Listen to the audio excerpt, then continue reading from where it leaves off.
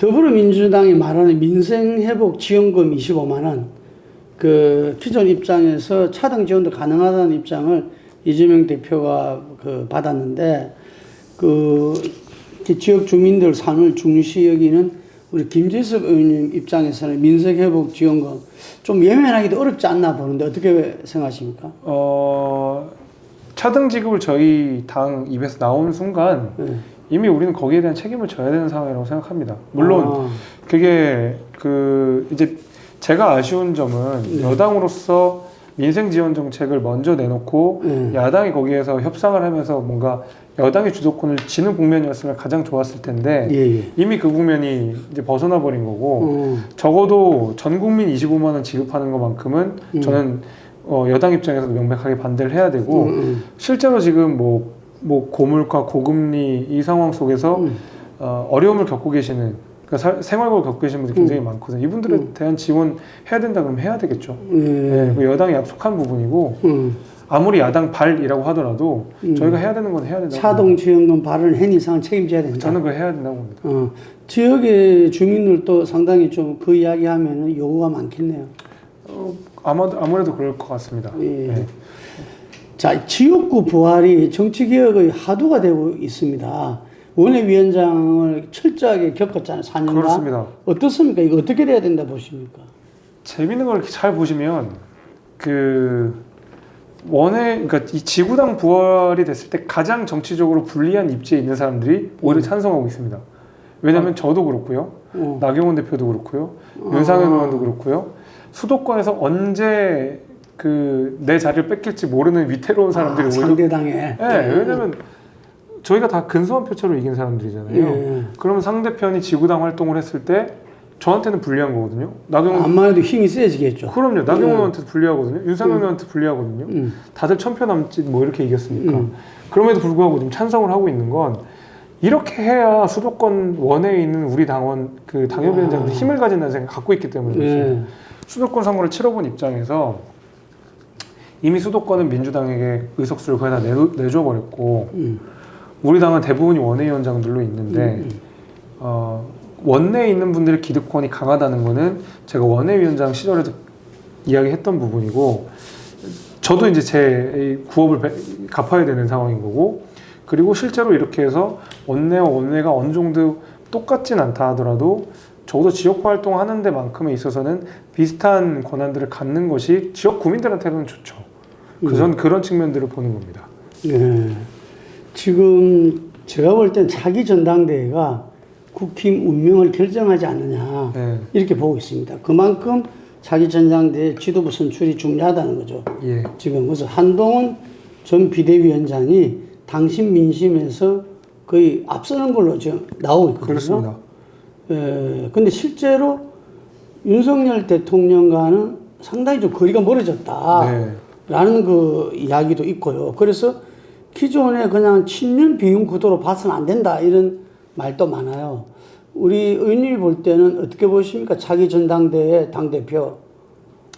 뭐 집단지도 체제가 되든 단일지도 체제가 되든 한동훈 전 위원장이 대표가 되는 것은 뭐 지금 여론조사 상으로는 뭐 거의 뭐 가능성이 매우 높다고 보입니다. 전당대회가 한 달 남짓 남은 상황에서 중간에 어떤 변수들이 있을지는 모르겠지만 근데 그런 가운데서 오히려 저는 만약에 한동훈 위원장 당대표 체제가 들어선다고 했을 때도 나쁘지 않다고 생각하는 것이 뭐 좋다까지는 제가 말씀 못 드리겠습니다. 왜냐면 한동훈 위원장 스스로도 총선 패배 책임이 일부 있는 분이고 다시 바로 다음에 있는 전당대회에 출마한다는 게 사실 이색적인 좀 이례적인 일이긴 하죠. 그러다 보니까 뭐 그 비판에 자유롭긴 어렵겠지만 적어도 당정 관계에 있어서의 그 어떤 여당으로서의 주도권 내지는 그 적절한 긴장 관계는 충분히 가져갈 수 있다라는 것. 그리고 결국에는 우리 국정 운영에 있어서 그 주도권이 여당에게 있어야 된다는 점에서는 적어도 대통령실과 한동훈 위원장의 관계는 그 정도 역할은 저는 한동훈 위원장이 그 정도 역할을 할 거라고 봅니다. 뼛속까지 느꼈겠죠. 그렇습니다. 정치를 한다면은 그래 하지 않으면 자기 존재 이유가 없을 정도로 네, 그렇습니다. 저는 느꼈으리라 보는데 그래도 불구하고 큰 틀에서 어떤 검사의 한계를 벗어나지 못할 거다. 뭐 이런 예. 지적도 있어요. 뭐 그래서 저도 집단지도 체제 이야기를 하는데. 집단. 예. 이미 이건 아직 안 끝났습니까? 아직 끝나지 않았습니다. 아직 안 끝났습니까? 예. 이제 집단지도 체제의 단점이라고 한다 그러면 소위 말하는 봉숭아학당. 과거 김무성 대표, 서청원 대표가 맞습니다. 치열하게 싸웠던. 근데 그때랑 지금은 좀 상황이 다를 거라고 보는 게 그때는 이제 공천을 전제해 놓은 상황이기 때문에 정말 치열하게 싸움을 할 수밖에 없었던 상황이라면 주도권 경쟁을 해야 되는 상황이었다면 지금은 뭐 다행인지 불행인지 선거를 앞두고 있지 않은 상황이고 적어도 그 다음 재집권 내지는 지방선거 승리에 초석을 마련해야 되는 역할이 이번 당대표 역할이라고 한다면 오히려 당내 그동안 조금 위축돼 왔던 다양한 목소들이 분출하는 바로 장소가 바로 저는 지도부여야 된다고 보고 그런 의미에서 뭐 1등 뭐 한동훈 뭐 대표가 있다고 쳤을 때 다른 목소리를 가진 2등, 3등이 지도부에 한 자리에 앉아가지고 그 모든 사람의 한마디가 다 당대표급의 무게를 갖게 되고 또 그 가운데서 민심을 누가 더 잘 반영하느냐에 대한 경쟁도 하게 되면 저는 좋다고 봅니다. 그래서 오히려 한동훈 위원장이 그런 검찰로서의 한계를 가지고 있다 그러면 그거를 정치적으로 가장 잘 보완할 수 있는 것도 저는 집단지도 체제라고 봅니다. 그러면 어떤 분이 좀 지도부로 이렇게 좀 국힘을 이끌어야 된다고 보십니까? 수도권이어야 된다고 봅니다. 수도권. 지리적으로. 수도권의 민심과 영남의 민심은 매우 다르고 지금까지 우리는 영남의 민심을 주로 선거 캠페인에 사용하는 전략을 취했기 때문에 수도권에 승리할 수 없었다고 봅니다. 그래서 수도권에 계신 분들이 지도부에 포진해야 될 거고요. 그 다음에 이재명 대표랑 싸우는 것도 중요하지만 앞으로 우리가 굉장히 중요한 현안들이 있습니다. 기후 문제 있고요. 당장 연금 문제 있고요.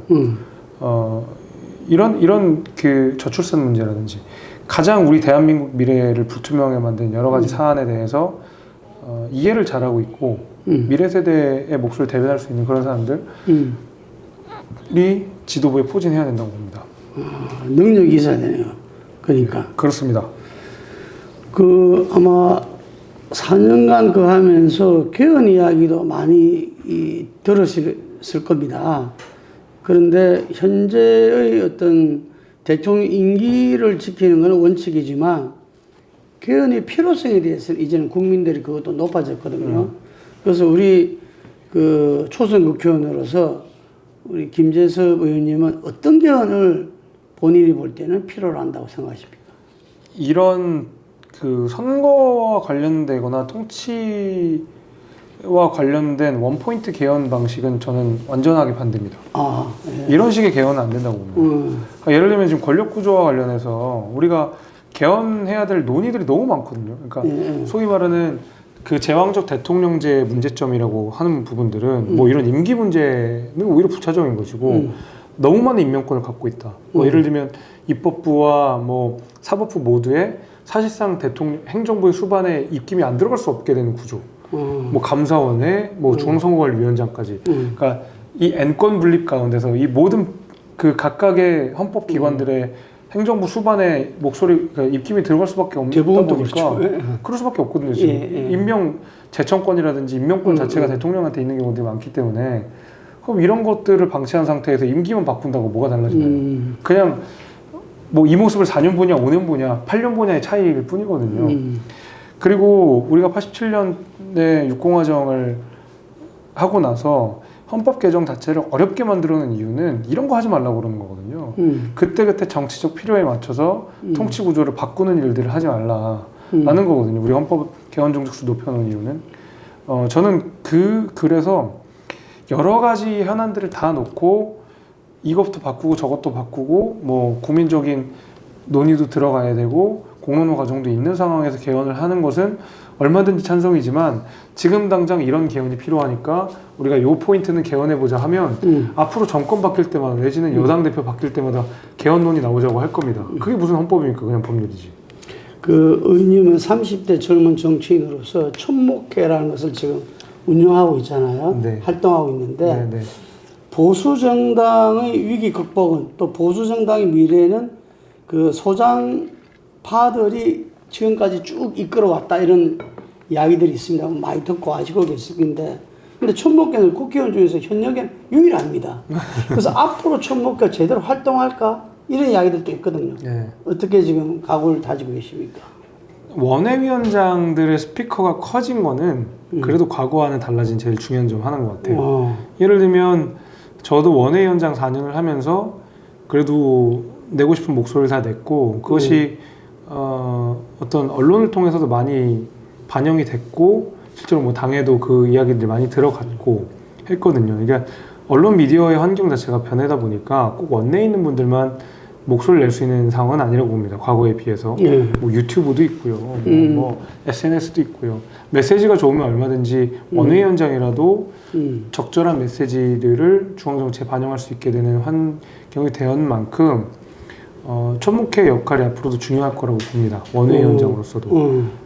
예를 들면 이준석 대표도 원외위원장으로서 당대표 됐지 않았습니까? 그것이 또 본인이 가지는 언론 미디어 파워였거든요. 이게 이제 원외위원장임에도 불구하고 가질 수 있는, 그러니까 그런 것들을 생각해 보면 저는 천목회가 과거와는 좀 다르게 활동 반경 자체는 훨씬 넓었다고 보고, 제가 원내에서 도울 수 있는 있다 그러면 뭐 이런 입법이라든지 아니면 뭐 기자회견 뭐 이런 자잘자잘한 일까지도 제가 좀 도와줄 생각이고, 저 역시도 그 소신 내지는 개혁 뭐 이런 목소리에 당연히 동참할 생각이고요. 당을 초월해서 좀 젊은 개혁적인 의원들끼리 무슨 모임 같은 걸 하면 국민들한테 조금 그래도 희망이 생길 것 같아요. 어떻게 생각하십니까? 그건 계획하고 있습니다. 계획하고 있어요. 네, 아직 뭐 구체적인 안이 나오면 또 공개할 생각인데. 천하람 원내대표도 적극적으로 자기가 그렇습니다. 하겠다고 이야기하네요. 네, 그렇습니다. 그리고 한 3분만. 제가 계속 말씀드렸는데 좀 기다리죠. 알았어, 3분만 좀. 네. 자, 지금 암만 해도 윤 정부의 아킬레스 건이라면 김건희 특검법입니다. 네. 과연 여기에서 어떤 이 국민들 요구를 아까 말한 최상미 특검법에 나름대로 해안을 내놨잖아요. 이건 어떤 좀 이렇게 지혜가 필요하다 보십니까? 이 문제를 적극적으로 논의하는 것과 특검법은 좀 다른 얘기 같은데, 저는 김건희 특검법 관련해서 제가 전향적인 태도를 보여야 된다고 말씀을 드렸던 이유는 이 문제를 쉬쉬할 수 없다는 걸 직시해야 된다는 말씀을 드린 거고요. 특검법을 만들어야 되는 것도 다른 얘기입니다. 왜냐하면 사인이던 시절에 있었던 일들을 특검으로 규율하기 시작하면 모든 정치인들은 본인이 정치하기 이전에 민간이었던 시절에 있었던 이슈를 가지고 의혹을 삼아서 다 권력형 범죄로서 다스릴 수 있습니다. 아까 그러면은 특검이 아닌 어떤 방식이 있을까요? 저희가 눈높이 안 맞는 것들은 사과하고 넘어가는 것도 좀 필요하다고 보고 그런 걸 해야죠. 지금까지 계속 말하자면은 어떤 특정 문제에 대해서도 뭐 이렇다 할 이야기를 하지 못하고 그냥 다들 쉬쉬쉬쉬 하면서 넘어갔지 않습니까? 그런 건 하지 말자는 거죠, 저희가. 아니, 도이치 주가 조작은 검찰 수사 거의 다 이루어졌다잖아요. 근데 이제 그걸 지금 그럼 발표는 해라. 그러니까 마무리 수사 종결을 해야 되는데. 종결을 해야 되는데. 네. 종결을 할 수 있게끔 하자는 거죠. 뭐 문제가 없다면 종결을 해야 될 거고, 문제가 있다면 뭐 추가 수사가 되는지 할 수는 있겠지만은 계속 이게 찝찝한 상태에서 이 문제들이 계속 끌고 가니까 사실은 이제 국정 운영이나 이런 데서도 오히려 발목을 잡게 되고 의혹을 낳게 되고 이렇다고 봤거든요. 관련자들이 대부분 다 무죄가 나왔고, 뭐 도이치모터스 같은 경우에 하나 정도가 뭐 무혐의가 나왔다고 하는데 제가 그렇게 기억하고 있습니다. 그러니까 그런 사건이라면 차라리 빠르게 종결을 하든가. 그러니까 뭔가 그걸 종결하지도 않고 소환 조사도 없고 이러다 보니까 계속 의혹은 커지고, 이거를 뭐 권력형 범죄로 애써 규정해서 특검법 얘기까지 지금 민주당이 주장하고 있는 건데, 그렇게까지 나오기 전에 얼마든지 저희는 적극적인 조치를 할 수 있었다고 봅니다. 전향적인 조치들. 지금이라도 특검을 요구할 수 있는 여지를 없애라, 이런 거는. 그런 거죠. 예. 그리고 저쪽에서 요구하는 특검이 애초에 말이 안 되는 특검이기 때문에 저는 거기는 동의하지 않습니다. 그럼 지금 좀 가셨기 때문에 아까 강조했던 연금개혁, 국민들이 굉장히 많이 좀 아쉬워하고, 우리가 17년 동안 그걸 못했잖아요. 그래 이번에 모수개혁이라도 좀 하자고 했고, 당내에서도 몇 분이 그런데 어쨌든 못했어요. 근데 22대 국회 공이 넘어왔는데 네. 구조적 개혁이 말은 좋지만 그거 하려면 굉장히 어려울 것 같은데 어떻게 보십니까? 저희가 지금 조금 아쉬운 점이 이런 거예요. 우리가 구조개혁이랑 같이 하자고 이야기했는데 네. 그래서 우리가 내놓은 구조개혁이 뭐냐? 사실 잘 모르겠습니다. 뭐 민주당이 내놓는 구조개혁도 잘 모르겠고요. 그러니까 예를 들면 뭐 기초연금과의 관계, 아니면은 다른 연금과의 관계라든지, 아니면은 뭐 요율은 오히려 저는 더 부차적인 문제라고 보고 정말 해야 될 것이 많거든요. 뭐 이게 뭐 적립식인지 부가식인지 뭐 이런 뭐 연금 형태도 굉장히 다양한 거 여기에 대한 재논의를 다시 해야 되는 정말로 구조적인 논의를 다시 해야 되는데 그러면은 우리가 내놓아야 되는 구조개혁이 무엇이냐에 대해서 사실은 뭐 잘 모르겠어요. 그리고 구조개혁의 가장 큰 중요한 점 중에 하나는 모든 구조개혁에 성공한 나라들에는 그 구조개혁의 방향점이 있었습니다. 철학이 있었습니다. 아직 우린 여야가 이거 합의도 안 돼 있는 상황이긴 하거든요. 그럼 결국에는 그 퍼센테이지 조정하느라고 지금 여직 이러고 있었던 거잖아요. 그러니까 저는 이 현실을 좀 직시를 해야 된다고 보고 전문가들 많습니다. 해야 되는 얘기도 많고 이미 내동안 안도 좋은 거 많아요. 네. 구조개혁을. 그럼 여기에 대해서 여야가 공의 합의를 하고 이미 공이 넘어온 이상 모수개혁과 더불어서 구조개혁을 빠르게 하자는 거죠. 이미 넘어온 이상. 제가 걱정하는 거는 모수개혁을 먼저 해버리고 나서 개혁이 다 끝났다고 해버릴까 봐. 그리고 동력이 떨어질까 봐. 저는 그게 그 걱정이거든요. 지금은 연금개혁을 해서 전 국민이 다 지켜보고 있는 상황 아닙니까? 21대보다 훨씬 더 크게. 그럼 이때는 정말 구조개혁을 묶어서 모수개혁을 같이 하자는 게 제 생각입니다. 대신에 이제 좋은 구조개혁을 안을 내야 되겠죠. 자, 22대 국회 과제가 여러 개가 있는데요. 지금 좀 국민 입장에서는 약간 좀 거북스러울 수도 있는데, 지난 우리 불행한 의정처럼 탄핵 논의가 슬슬 설거머니 지금 오고 있어요. 이것도 금방 말씀하신 대로 지혜롭게 끊어내야 되지 않습니까? 그래서 이 부분을 뭐 제대로 좀 이렇게 그런 메시지를 던질 용의가 있습니까? 어떤 메시지를 말씀하시는지 아니, 이게 탄핵의 빌미가 될 수 있는 정치 상황을 만들지 않아야 되지 않냐 이거죠. 물론 당연히 그렇죠. 그건 뭐 너무 당연한 얘기고요. 탄핵이라는 게 이렇게 쉽게 나올 내용인가는 잘 모르겠습니다. 그러니까 뭐 우리가 탄핵의 아픔이 있는 나라긴 하지만 그렇죠. 민주당이 저렇게 탄핵 주장하는 거는 그건 민주주의자들 아니라고 생각하거든요. 오히려 민주당의 선배들이 만들어 놓은 민주주의를 정면으로 훼손하는 사람들이 저는 지금의 민주당이라고 보는 것이 탄핵은 일단 국정을 대단하게 불안정하게 만들고요. 탄핵이라는 말을 꺼내는 것 자체가 국정을 불안하게 만듭니다. 그러니까 기존 지조체제에 대한 사람들이 신뢰를 보내지 않기 때문에 잘못을 하는 것에 대해서 비판하는 것과 탄핵의 분위기를 만들면서 이 상황을 이 불안하게 만드는 건 다르거든요. 근데 저쪽에서는 공공연하게 탄핵이란 말을 아무렇지도 않게 꺼내고 있는 스스로 제어하지 않고 있는 거거든요. 저거 그대로 저는 민주당이 집권해도 그대로 적용될 거라고 봅니다. 그러면 국정 운영 자체가 불안해지고 대한민국이 불운해지는 거거든요. 예를 들면 남미 국가들 가운데서 맨날 뭐 저 탄핵 얘기도 실제로 탄핵이 되고 임기를 제대로 마치는 사람들이 없고 그럼 남미가 좋은 정치를 하고 있나요? 국민들이 제일 많이 피해보고 있거든요. 그래서 지금 민주당이 주장하는 탄핵은 뭐 터무니없는 소리기도 하고요. 뭐 지금 뭐 메시지를 낼 그 상황조차 아닐 만큼 저는 비정상적으로 탄핵 얘기를 하고 있다고 보기 때문에 뭐 당연히 뭐 그와 빌미가 되는 내용들 그것이 오직 탄핵을 위해서만 무언가를 하고 있는 것이라고 한다 그러면 당연히 그 적재적소에 저도 뭐라고 이야기를 하겠죠. 네, 아까 이야기한 그 의원 구성에 운영위원장, 법사위원장, 가방위원장, 민주당을 고집하는 부분에서 천하람 원내대표는 이런 이야기를 했어요. 만약에 민주당이 이걸 다 고집할 것 같으면 이제는 다수당이면은 상임위원장을 다 석권한다는 그 본인들이 거기에 대해 선언을 해라, 약속을 해라 이런 이야기를 하더라고요.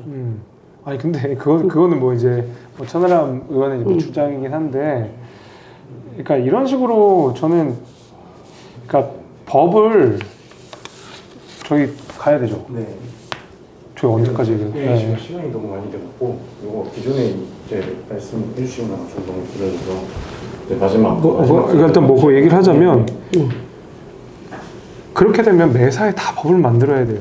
그러니까 그 전에 지켰던 뭐 관행이나 뭐 제도나 근데 그렇다고 사실은 이게 뭐 운영이 잘 되나? 그러니까 법은 모든 것을 다 규율할 수 없잖아요. 모든 사안에 대해서.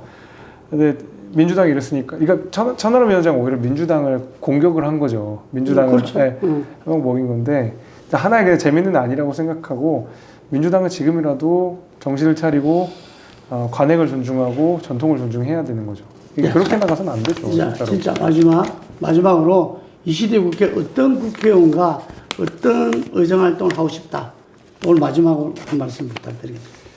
그 30대 국회의원 그리고 강북에서 국회의원이 된 국민의힘 소속 국회의원이 된 거는 저 스스로도 느끼는 무게감이 굉장히 큽니다. 특히 국민의힘이 강북에서 그리고 30대, 40대에서 지지율이 몹시 낮은 것들을 생각해 보면 제가 제 나이 또래와 비슷한 사람들이 살아가는 과정에서 겪는 문제 그리고 강북 주민들이 우리 당에 대한 비판점 같은 것들을 저 스스로 가장 잘 알고 있어야 되는 상황이고 실제로 잘 어느 정도 알고 있는 것 같고 그거를 이제 우리 당에 반영해내는 통로가 돼야 될 거고요. 전반적으로 우리 정치가 미래 세대, 그러니까 제 세대 오히려 더 아래 세대, 20대라든 10대 그 세대가 주역이 됐을 때, 이 사회의 주역이 됐을 때 그래도 뿌듯하게 그리고 뭐 지속 가능하게 그런 대한민국에서 살 수 있도록 하는 것을 해야 된다는 책임감을 갖고 그렇게 할 생각입니다. 네, 감사합니다. 감사합니다.